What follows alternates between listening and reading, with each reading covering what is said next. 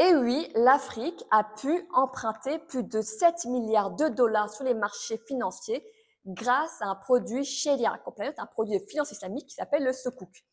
Alors, c'est quoi le sukuk? Je peux vous faire une vidéo où je vous explique ce que c'est qu'un sukuk, mais pour résumer, un sukuk, c'est un instrument financier souvent utilisé par les États pour emprunter des grosses sommes d'argent pour financer des projets stratégiques comme la construction de ports, d'aéroports, d'hôpitaux, de routes, et tout ça à des coûts intéressants. Actuellement, on a 9 pays africains qui ont utilisé le sukuk pour financer leurs projets.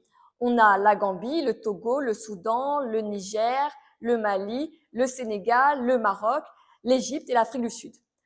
En termes de nombre de sukuk, la Gambie, c'est le pays qui a émis le plus de sukuk. Sinon, en termes de montant, c'est l'Afrique du Sud qui a emprunté le plus d'argent sur les marchés financiers grâce au sukuk, à peu près plus de 1,5 milliard de dollars, suivi par l'Égypte et le Sénégal qui a emprunté à peu près 1 milliard de dollars sur les marchés financiers grâce au sukuk. Alors l'avantage de ces sukuk, c'est que la majorité de ces sukuk sont émis en devise locale. Ce qui est intéressant, c'est-à-dire que imaginons le cas du Sénégal, si elle avait emprunté en dollars, imaginons que le dollar explose, ce sera plus difficile pour le Sénégal de rembourser sa dette.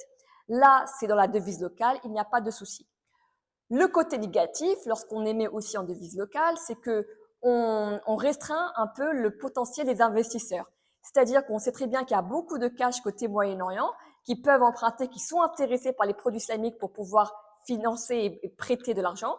Sauf que le fait que ce soit en devise locale, pour eux, c'est un peu négatif. Ils préfèrent investir dans des projets en dollars, en euros, etc.